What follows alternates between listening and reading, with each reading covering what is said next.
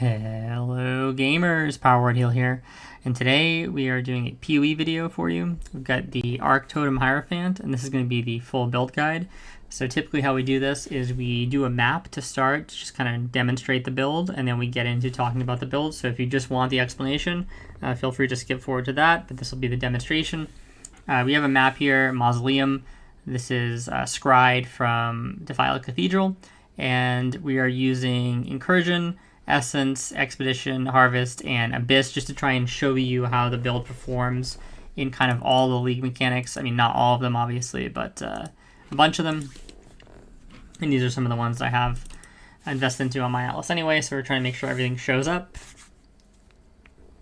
So just kind of hop in, and I'll talk about how to play it a little bit. It's pretty simple.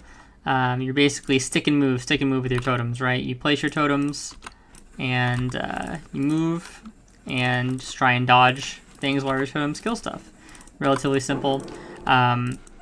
We are casting a curse quite often. We're casting Enfeeble actually because we have the jewel, the Terror Jewel, which is the one in this particular case that gives us crit immunity for Enfeeble.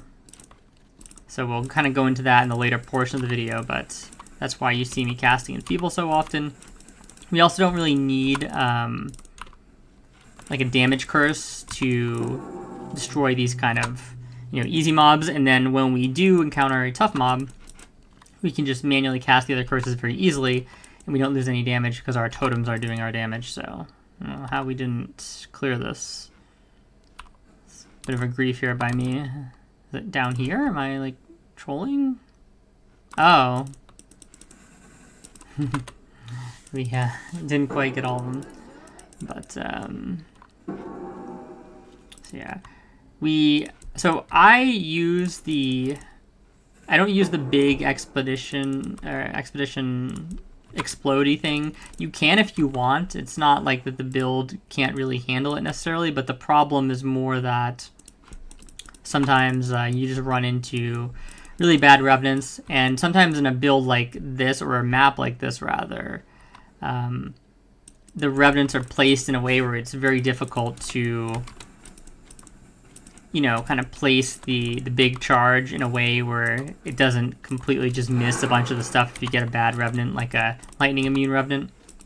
So I typically just do it normally, and you basically just circle strafe around is sort of the idea.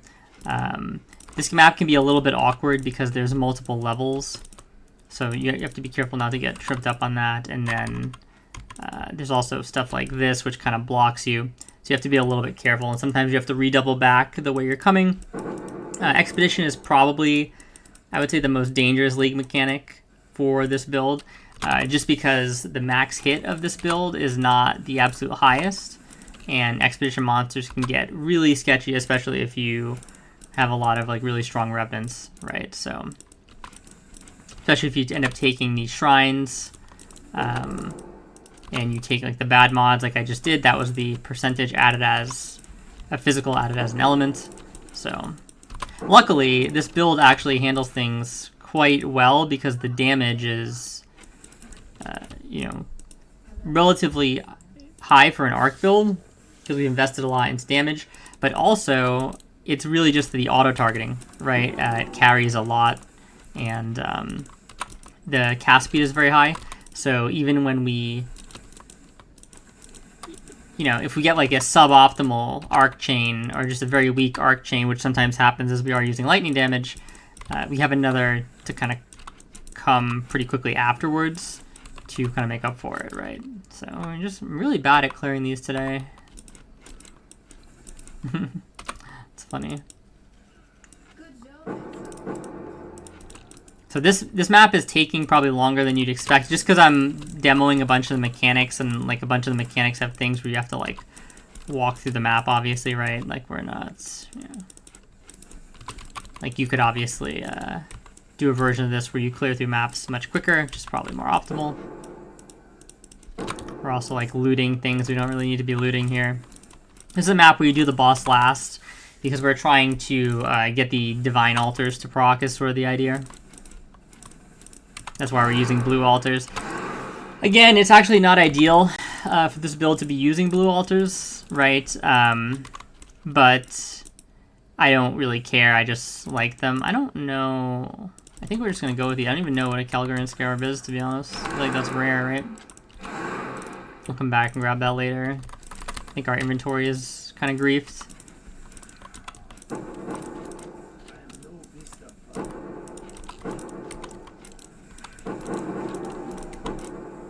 So you can see, like, thanks to GGG here, we can't even see what's going on due to all the walls. Great aspect of this league, by the way. But it doesn't matter because Ark knows what's going on. And Ark isn't going to let us down. It's going to find us the mobs. I think you have to, like, do all these to get the maximum power, right? And you'll see that this absolutely destroys breaches. I'm going to post a video of this build specifically doing a fortress. Just so you guys, you know, don't think that I'm trying to, like, hide its fortress weaknesses, because it actually destroys fortress, like, effortlessly. You can also put this down, the Sigil of Power, just for a little bit extra damage here. It doesn't matter, though, actually. You don't need it at all. But yeah, this build actually destroys fortresses. So I'll post a separate video of that. It's just hard to get one in the map, guaranteed. You see, we didn't even have to use any of the things that help us at all. So I don't know why we have... We accidentally click on things during the map. Yeah, I knew we had another mechanic left. I was like, we have Harvest left, I think.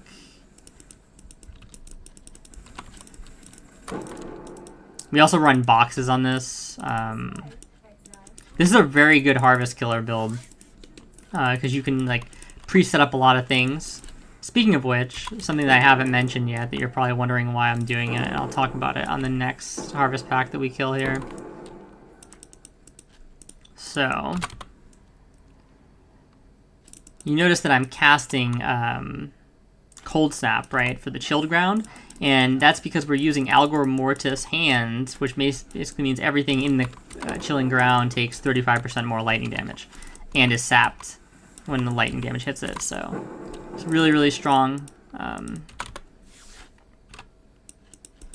Especially good for things like Harvest, right, where you are going to, you know, things are going to spawn in a specific area, you're going to be able to kind of zap them right out of the gate. Especially with things like Totem Taunt, it keeps mobs there. So, really strong combinations. We have one more here. You should basically never die to a Harvest. The one thing you have to be careful about with Harvest is it can do a lot of chaos damage. You want to keep moving. You don't want to greed, basically. There's a specific mob type that kind of like burrows to you. It does a lot of chaos damage. That's the deadliest one from Harvest, but you should never get hit by it if you move instantly. You can only really get hit by it if you're, you know, trying to cast your full curse chain immediately off the rip. So what I normally do is I'll cast, you know, Cold Snap, then maybe I'll have an Enfeeble that's already pre-casted, right? So I'm crit immune, and then I'll cast the damage curses on the pack, is basically the idea. I'll cast like one, and then start moving immediately, then cast the other, right? And as long as you do that, you should be fine, so...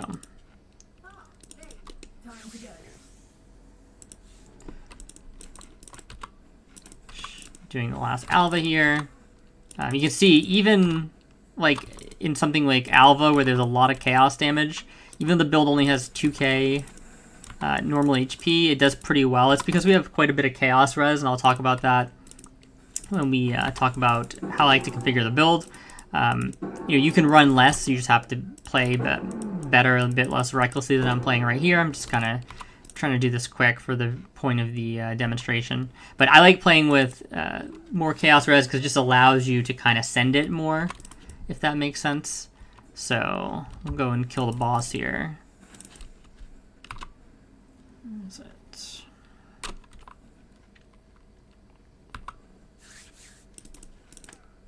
I mean, you probably don't really need to see the boss kill, but why not, right?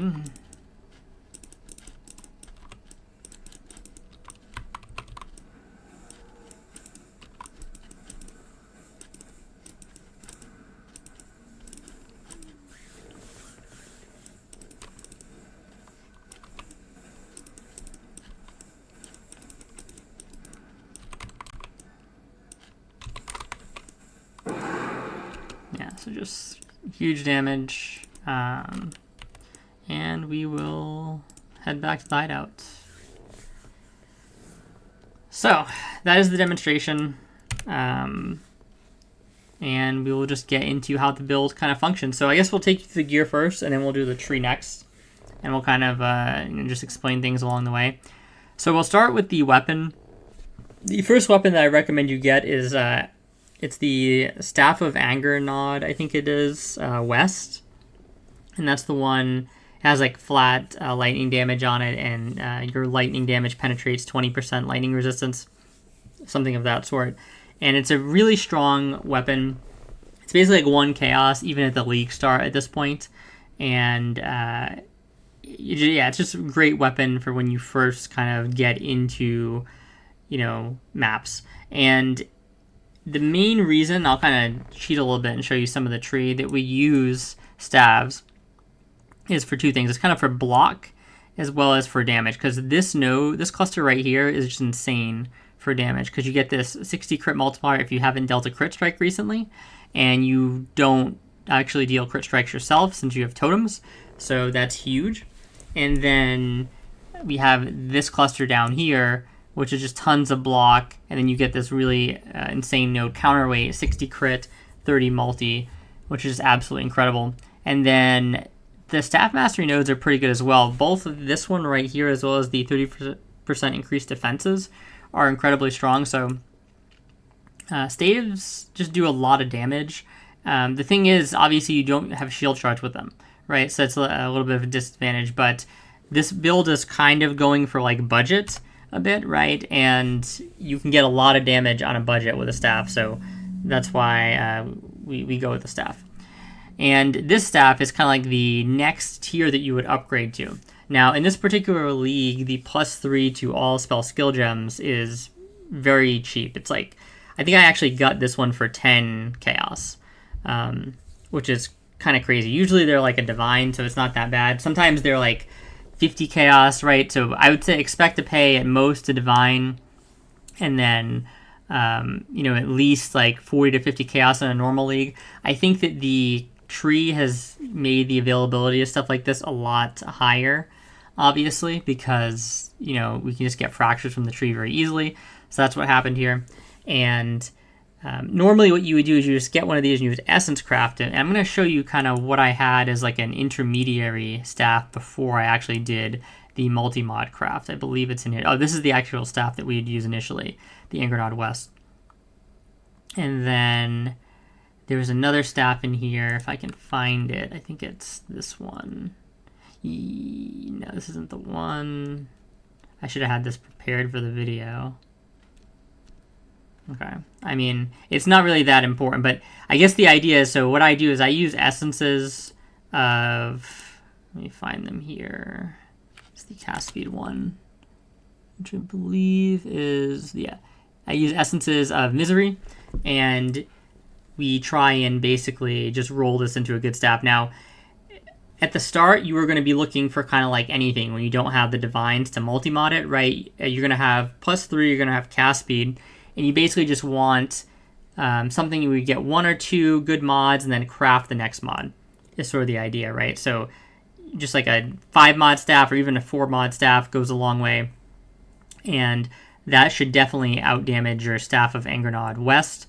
And then once you actually get more currency and you can afford to do the multi-mod craft, then what you would do is you kind of try and get a staff that is,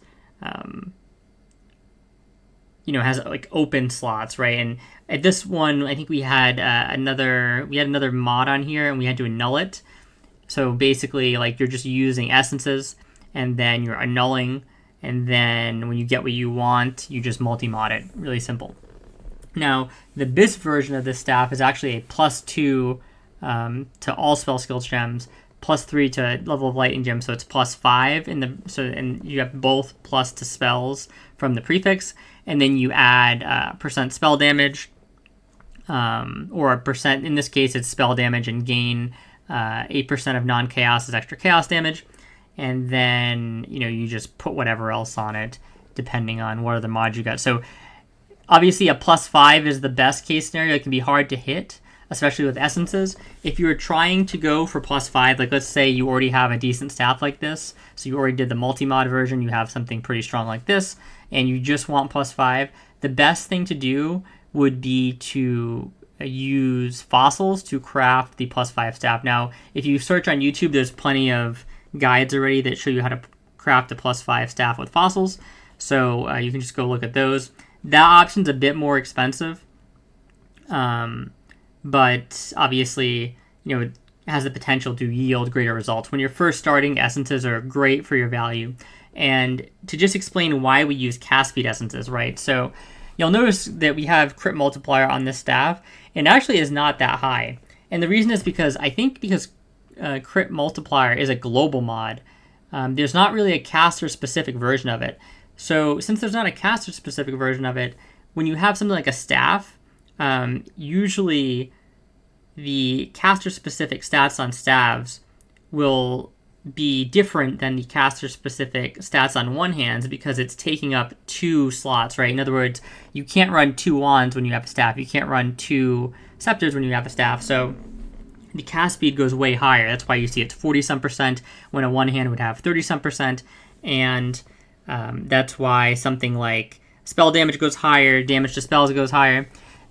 You notice, though, critical strike multiplier doesn't really go higher. You can get 38 crit multiplier on a one hand.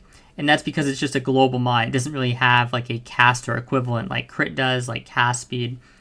So that means you don't really want to have crit multiplier as something that you lock in on your staff, right? Whereas if you get it on the staff, that's kind of fine, right? Like if it happens to come up during the rolls, but you wouldn't want to select crit multiplier as one of the things that you start with on the staff. And you also don't really need crit on the staff either, because we are basically kind of crit capped with this version of the build as is, so you really don't want crit on the staff if you can help it, which means the next logical option is cast speed, because you want to have as many open prefixes on the staff as possible to roll the extra +2 mods. Because remember, it is possible to roll the +2 to all spell skills with essences. It's just hard. So you want to have 2 prefixes open, because we have 1 prefix closed to level of all lightning spell skill gems, and then we have 2 prefixes open. So we want to try and hit the +2 to all spell skill gems with the essences, which means that if we put a spell damage essence on it, we are blocking one of the slots that can roll in. Okay, so it's not like spell damage essence is like super bad, but the cast speed essence is better because we have the extra slots now to roll the best mod that is this for us, which is +2 to all spell skill gems. On top of that, cast speed is just also better than spell damage. It's obviously going to depend on your stats, but most likely with how damage profile for this build plays out, any cast speed you get is going to be better than spell damage point for point, and way beyond that. So 46% cast speed, for example, is way more than like 90-some% spell damage, or 74 spell damage and 8% of non-chaos is extra damage. So cast speed is just better in general, which is why we want to use the essence tier on it as well, just to get the most cast speed possible. So that's basically how you craft the staff. One other thing about the staff is you'll notice that this staff actually has a very low requirement. Some of the gems in here make the strength go to 99, but the actual requirement to just use the staff itself, I believe, is 65 strength, 65 int. This is important because due to how you will be acquiring stats in this build, it can be a little bit annoying to get a lot of strength.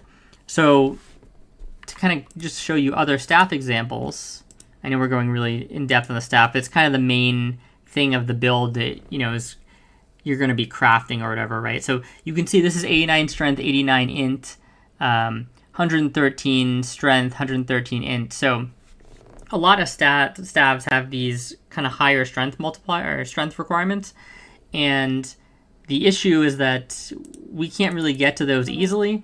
You'll notice that the one that we start with has a 150 strength increase requirement, which is the main downside of this staff, is that it's kind of annoying. This is something that's not really a problem in the early game because you can solve it by just speccing into a bit of extra strength here and there, getting a jewel with strength, things of that nature. But as you refine the build, you really don't want to have to cater to a 150 some strength requirement. So that's why we basically try and use a base that, while the eye level is high, the actual base itself is a lower level base to have lower requirements. Now, you don't really need to have a super eye level staff, high eye level staff anyway, because the +2 to all spell damage mods is very low. Like, you'll basically have it on any staff you're going to craft. I think it's like 50 or something like that. You can see this one's eye level 80. And if it goes to eye level 84, you get a better chance at like a higher spell damage roll and things of that nature, but it's not really that important, really. So it's better to just pay less for a staff that is, maybe has slightly less potential, but it's basically the same, than pay like a fortune. You don't want to pay like 3 divines for an eye level 84 staff, So kind of moving on to the next thing here is we have the helmet. Now, this helmet is interesting because it actually has a high strength requirement, and I could actually save more points if I used a pure energy shield helm, which may be something I'm swapping to save an additional point. The nice thing about this armor, though, is that we also use this belt, which has 600 armor. So total, we have around 1,500 armor. You see it says 20% physical damage reduction. Now, that's a little bit misleading, okay, because how physical damage reduction works is the bigger the hit that hits you, the more damage you take. So you're not necessarily taking, having 20% reduction for every hit that you are encountering. Now, they did fix this a little bit. They changed how the armor formula works. They made it so that you get rewarded a little bit more for having just any armor, right? Because before, having like 1,500 armor would almost be completely useless versus big hits. Now it's a little bit better, but still not very great. Luckily, this build doesn't intend to take big hits, and the little bit of armor is actually quite good, especially after the new changes that they made to the armor formula that came into play a bit ago, against kind of like small to moderate hits, because that's where this build is kind of going to end up taking damage. It's going to take damage from the hits that it can't really avoid, right? There's miscellaneous things, like for example, you're going through a map and there's porcupines, right? You're going to get hit by some of the porcupine bolts.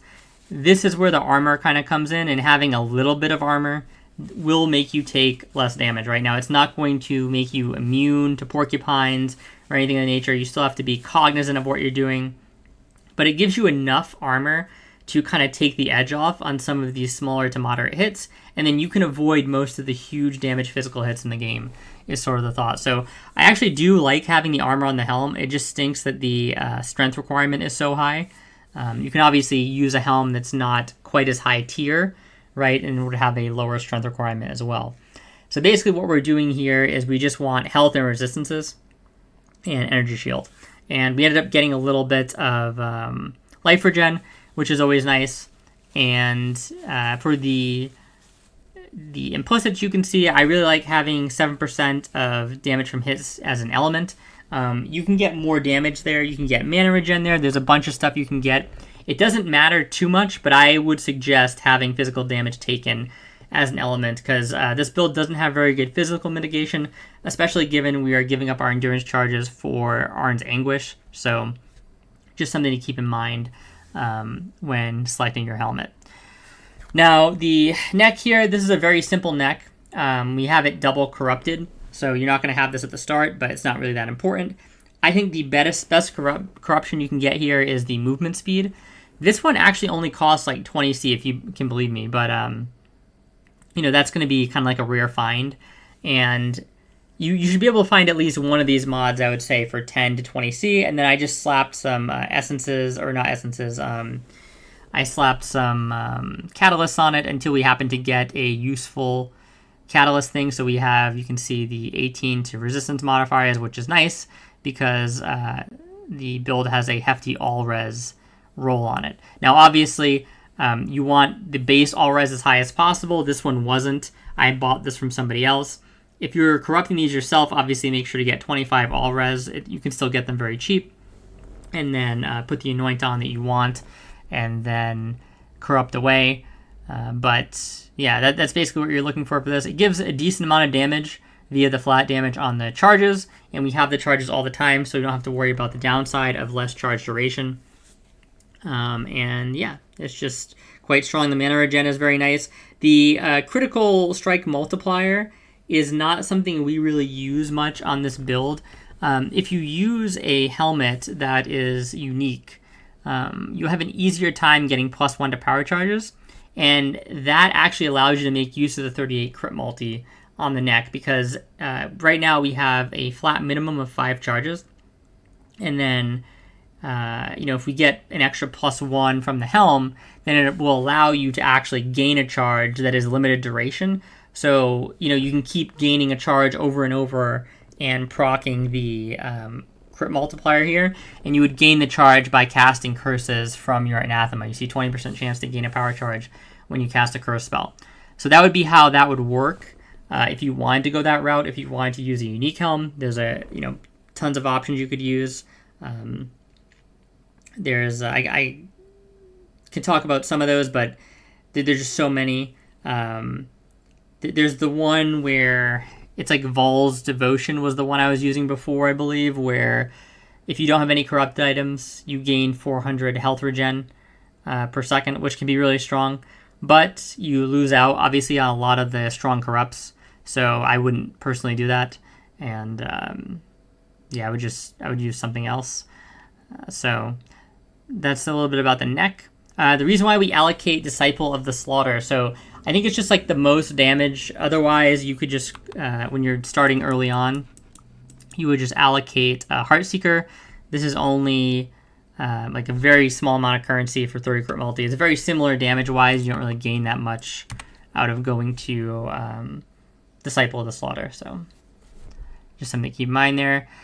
The rings. So the rings, this is like the core of our build, basically, as Anathema. So we can cast up to 5 curses, and that's why we have Conductivity, Elemental Weakness, Enfeeble, and then we have Assassin's Mark. You could even put more on here if you want. You could do something like Punishment, but we don't have that right now.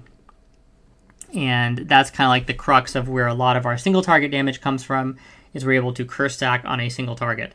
And you can see we just got Cannot Be Ignited on here because the implicit on a Moonstone ring is not that great. This can be hard to do, so don't worry about it if you can't get this. Just use a Flask to deal with Ignite. Moving on to the Kikazaru here. Normally you would corrupt this, or not corrupt this, but you would quality this for caster effect to get 70% reduced effect of curses on you. And then you could either go into the tree and pick up this cluster, which we have, to finish off that. You could go into your Pantheon and get this. That would also do it, right? There's a bunch of different ways. You can use these tattoos that I have right now, and you would use 5 of them to get the extra 30%, right? So there's a bunch of different ways you can get 100% reduced effective curses on you. The reason why I have the attributes here is because I needed 3 more decks exactly to be able to use this helmet, and the base all attributes on the ring is 15, so it actually worked out perfectly. So I just used a couple of tattoos on the tree. That's really nice with a lot of the new tools we've had in the game, is you can kind of really get creative with how you get to certain thresholds that you need.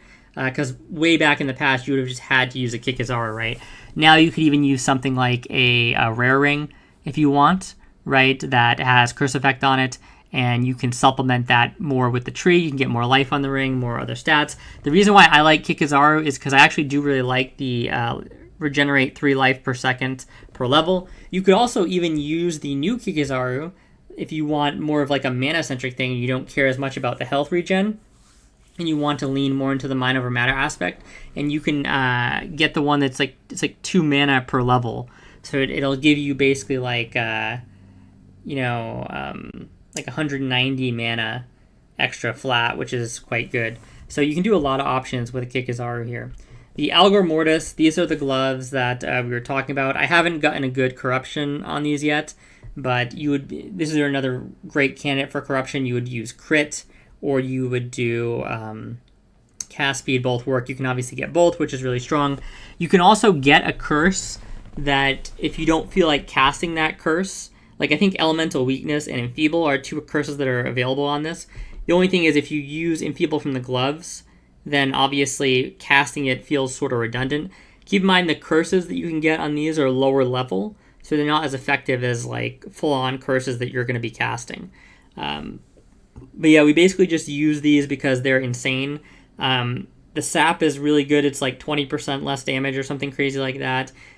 Things take 35% more damage. It's very easy to get this on bosses.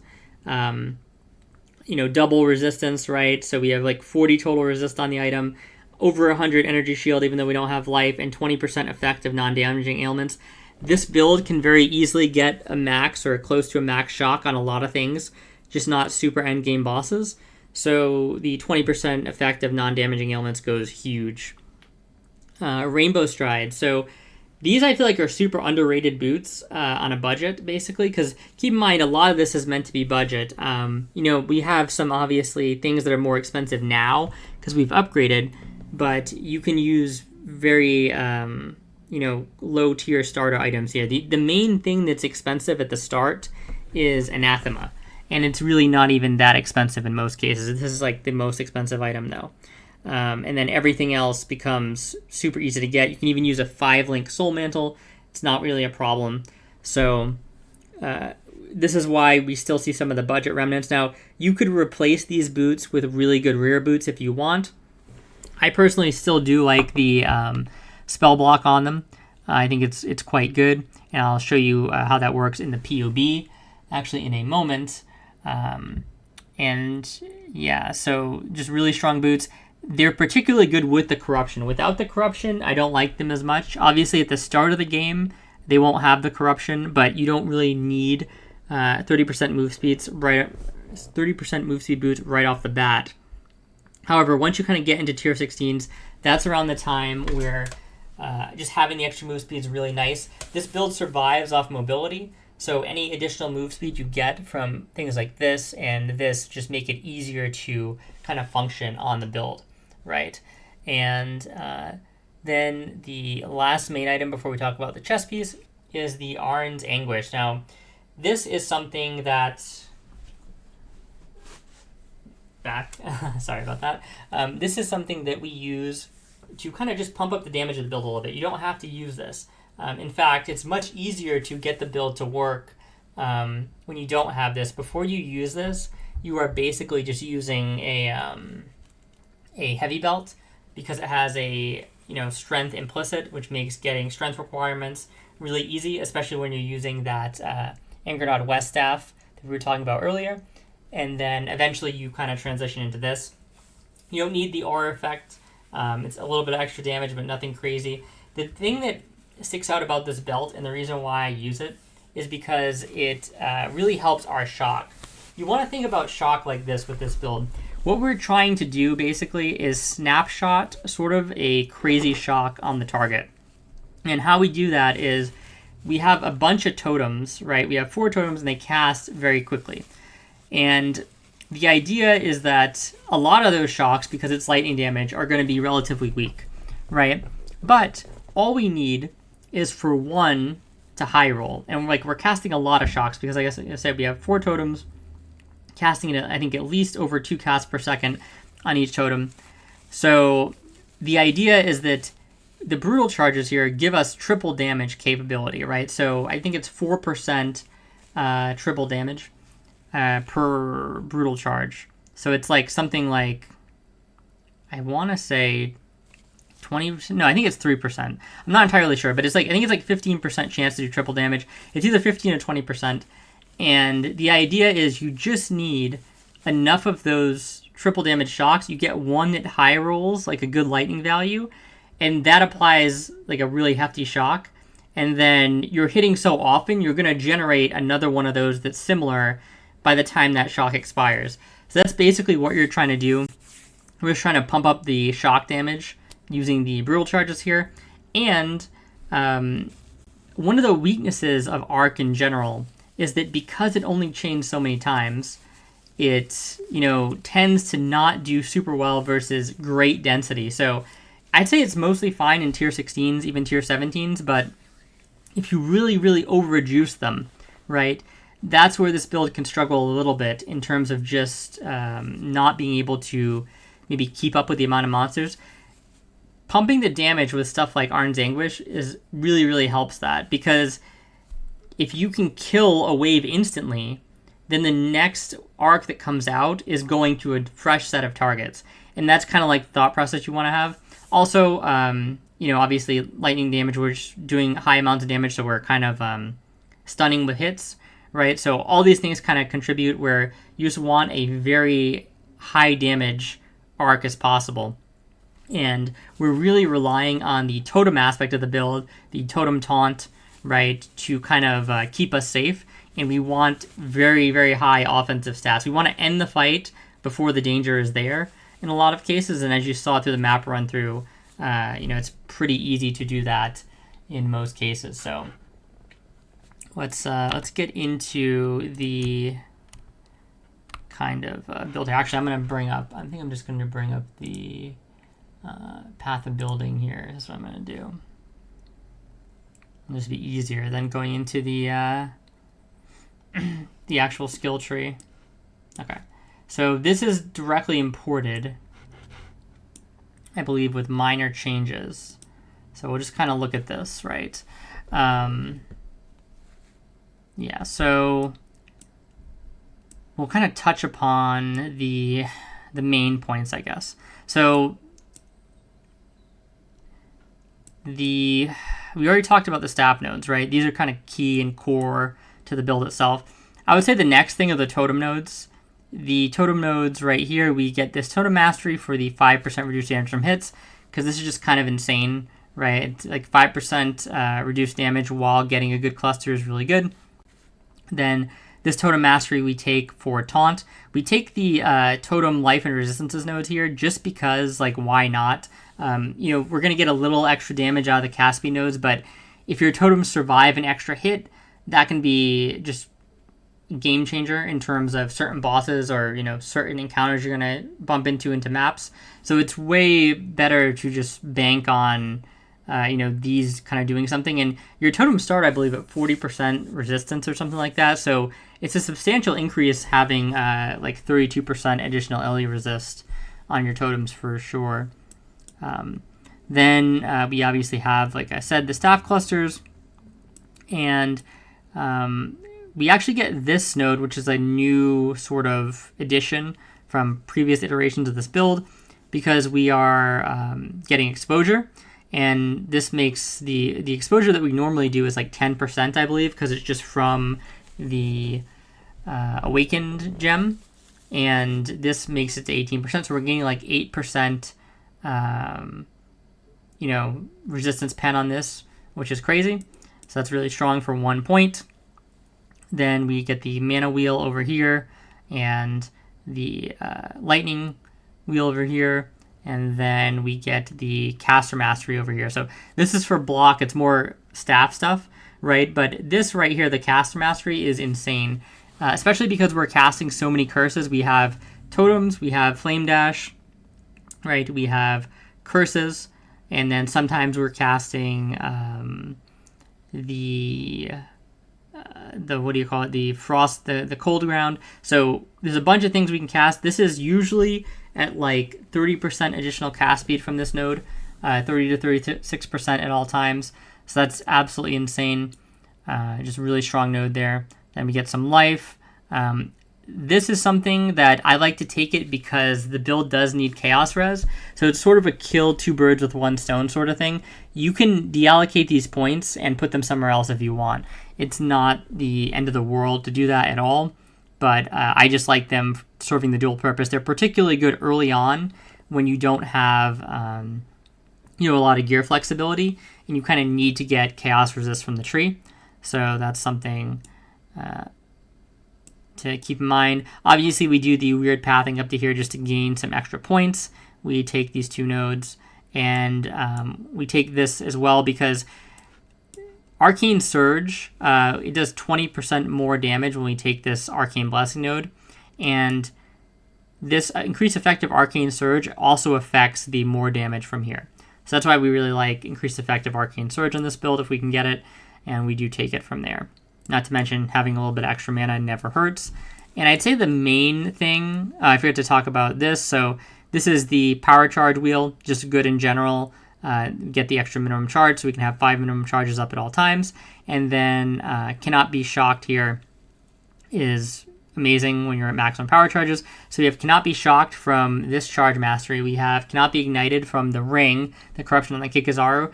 And then we use the Pantheon that to cannot be frozen and can't be stunned like twice in a row. So that's how we deal with stun and freeze. And then we obviously get the extra power charge here, just so that we have 5 and the 4% spell damage per power charge. Then this is the main cluster that you need. You can expand to other clusters if you want, like you can go into a lightning damage big wheel and then go into this, but you basically just need Sleepless Sentries because you want Onslaught on Totem Cast. That's the main thing, and you want Ancestral Reach as well. And yeah, here's the balance of terror we were talking about. So it's 39% critical strike multiplier if you've cast Enfeeble in the past 10 seconds, and then take no damage from critical strikes if you've cast Enfeeble in the next 10 seconds, and 15 to Aura. So this is absolutely insane. Something to keep in mind is before you kind of get something like this, you can use this jewel to fix any problems you have. So for example, before you get Awakened Gems, which you absolutely do not need, but before you get them, you might have a normal lightning penetration, right? Which does not give lightning exposure on hit, which means that you could use the Balance of Terror jewel that gives lightning exposure for 10 seconds, after you cast Conductivity. So you can mess around with this, get what you need depending on the situation, but I think this is the best kind of late game thing, because being crit immune is insane, and getting 39 extra damage from just casting an Enfeeble every 10 seconds is crazy, especially when it's so easy for us to cast curses because our totems are doing the damage, especially during a boss fight or something like that. So yeah, just really strong node right here, and a really strong jewel right here. And then we're kind of getting into the jewels, the other jewels, right? So this is something I would upgrade probably last, the Light of Meaning. It's pretty strong if you use it in this particular spot, but early on it's very expensive. It's recently come down to like around 1 divine or something. So if you're starting this build now, it should be easy for you to get, but just something to keep in mind there. It's really strong. Then the other thing that we do is a Timeless Jewel. So Timeless Jewels, you want it to be of the Dominus variety, High Templar Dominus, and then you need to have a seed that doesn't interfere with any of these nodes, because how this particular variant of the Timeless Jewel works, the Militant Faith one, is it changes the these big notables sometimes, right? So depending on the one you have, it might change this to something else, it might change this to something else. You don't really want that, because a lot of the ones that you've taken here, you've taken with intention, right? So, and a lot of times you don't actually have the amount of devotion that you need to access the new notables. So if a new notable shows up here, it'll say something like, at 150 devotion, take 10% physical damage as cold damage or something like that. That might be an example of one of the new notables. And the problem is we don't get enough devotion from this ring to even activate the new timeless notables that can sometimes pop in. So it's easier typically to just not bother. Oh, this is a perfect example. +1 to minimum endurance charges while you have at least 150 devotion. So this would be good. It's just a matter of getting the 150 devotion, which can be tricky. So you could maybe put this into a spot where you could get 150 devotion, but it might be a little bit difficult, and it's easier to just operate on putting the Timeless Jewel in normally. What is the point of the Timeless Jewel? So it's to change this keystone to Inner Conviction, which gives 3% more spell damage per power charge. So it's just an extra 15% more damage. And then, you also get these other bonuses per 10 devotion. So totem damage and mana regen. You can do totem damage and elemental damage. There's totem damage and area damage if you had a build that did area damage. So you can get a bunch of different combinations there. The main thing is the type here, the High Templar Dominus. That is what influences what keystones you get. So if you have a different thing there, if it says converted by somebody else, this keystone is going to be different, which is a problem. So you need to make sure that it's Dominus, and you need to find one that doesn't block out these notables. Obviously, the 71081 one is a great choice, but it might be hard for you to get that specific one. It's not like, there's plenty of others that won't change these as well, so you just have to find them. And there's a website, which I can link in the description, where you can go and find timeless jewels. It basically allows you to, you'd be looking at a timeless jewel on PoE Trade, you find the seed, which is this number, the 7108, you put that into the website, and then it shows you, if you put that timeless jewel anywhere on the tree, what notables it changes, basically. So it's a really useful website. It helps you basically test timeless jewels before you buy them. So that is basically, the tree here. And then, like I said, this is the ascendancy. You get the 1 totem, you get the 2 totems, you get the damage per totem here. And then conviction of power, mandatory, and then arcane blessing, mandatory. This doesn't make use of the bloodline ascendancies because all of the base ascendancy stuff is just so good. Now we're going to talk about the skill gems and then the flasks as the last thing. So arc, multiple totems, crit strikes, awakened lightning penetration, awakened lightning damage, and then critical strike damage. So these are pretty much locked in as the best things. You would just use lightning penetration and lightning damage if you didn't have the awakened versions. Not really a problem. Awakened lightning penetration is nice, like I said, because it gives the exposure. So it allows you to use your balance of terror jewel on enfeeble, which is really strong. Added lightning damage, the awakened version just gives a +1, which is really great, right? So another really strong gem there.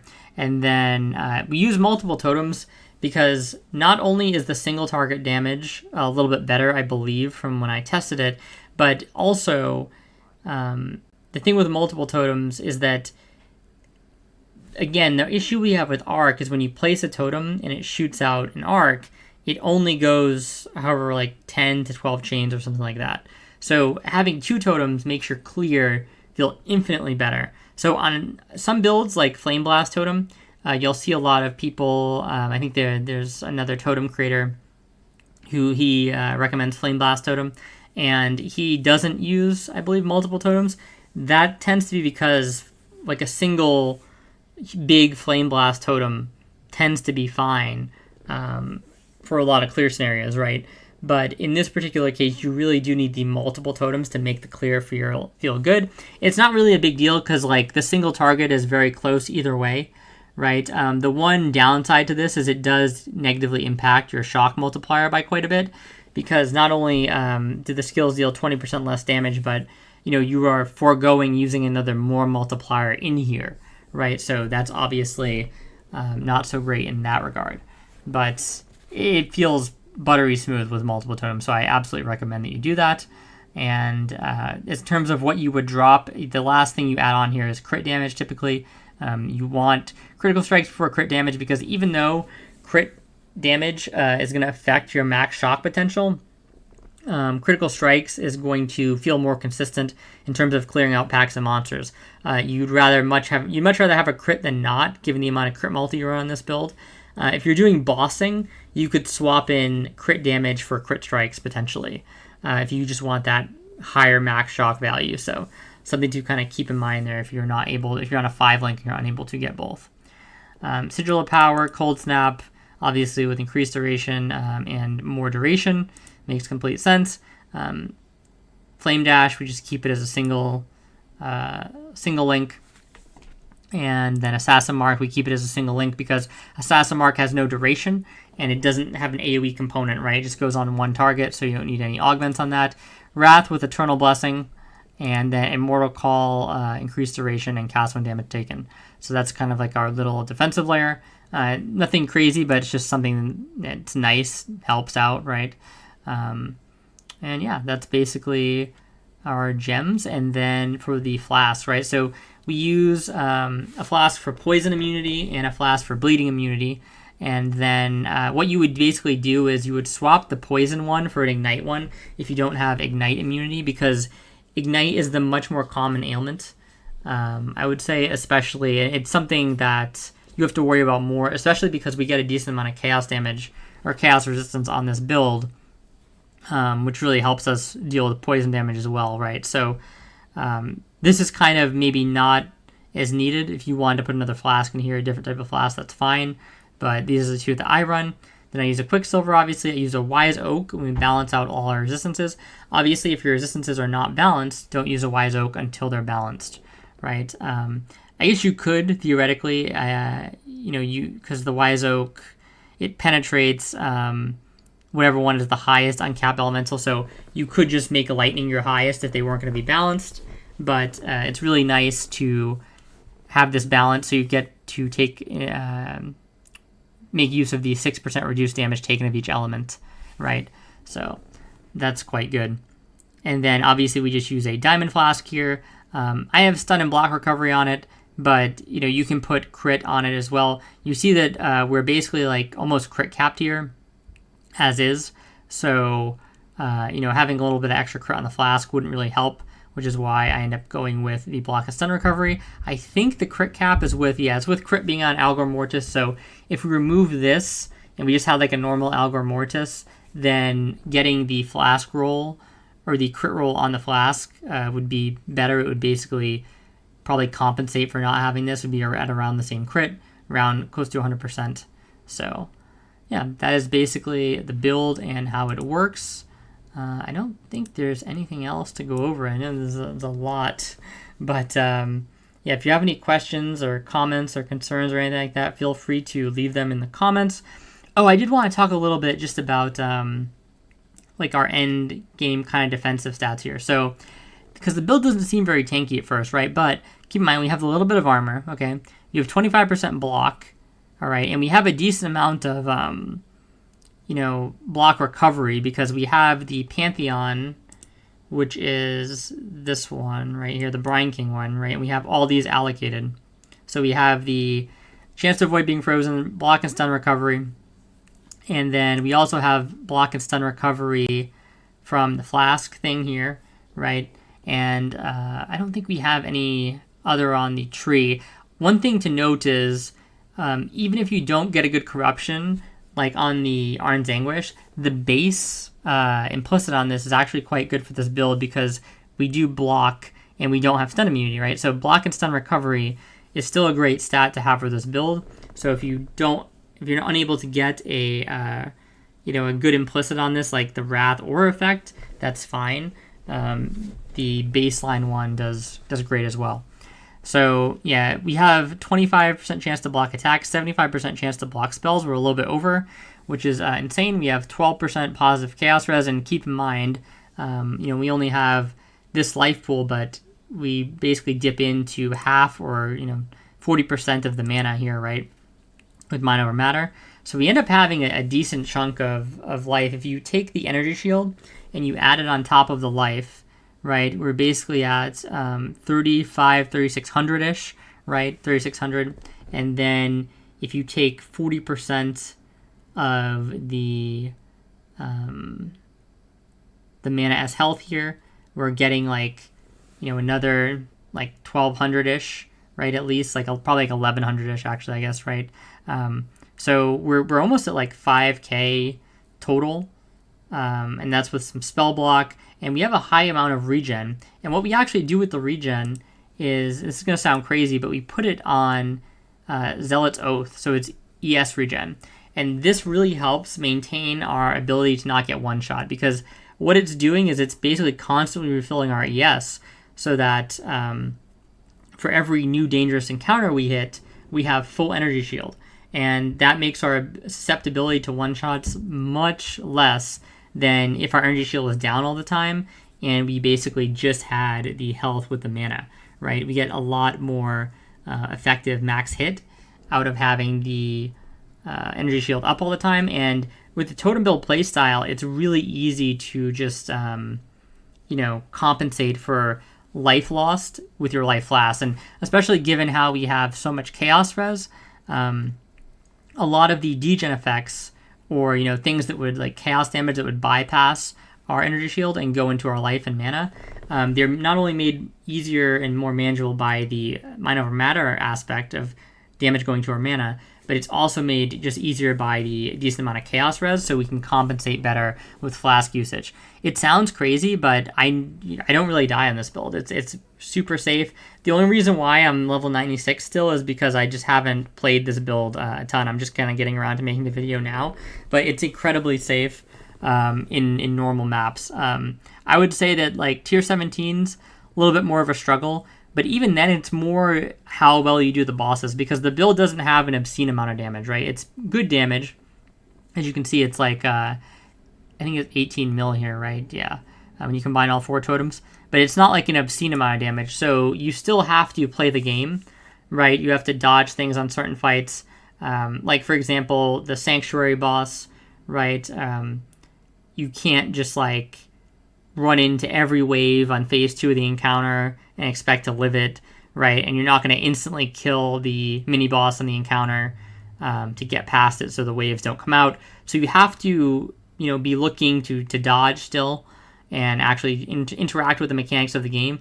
But as long as you can do that, this build can do tier 17s, right? And it can clear them normally just fine, and it can kill the bosses as long as you are, actually playing properly. So, and can it kill Ubers?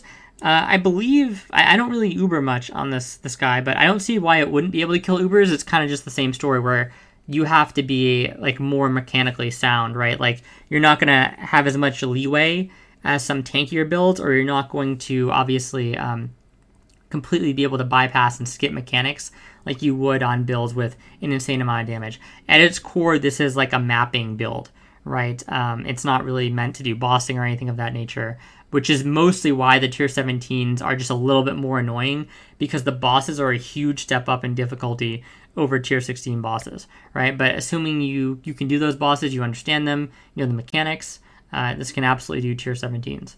So yeah, I think that's the last big thing I wanted to mention was how we utilize the energy shield, because it's something that's kind of not super intuitive, but very important with the build. And it's something you want to be aware of when you're playing the builds as well, because you're like, why don't I have life regen? But it's nowhere near as bad as it seems, I promise you. So yeah, if you have any questions, any comments, any concerns, feel free to leave them down below, and I will reply. But yeah, I think it's just really fun, strong build. It's super cheap to get going. Like you can do this build on like a 10 chaos budget and get into red maps. It's that crazy. And then once you're in there, obviously, you want to kind of increase your defenses and things incrementally. But it's also really great at doing that too. There's not really like one major thing that tends to make or break the build. You're just kind of getting stronger piece by piece, and that allows it to be functional at kind of all levels, and then just improve gradually over time. So thank you guys so much for watching, and like, comment, subscribe if this helped, and I will talk to you next time.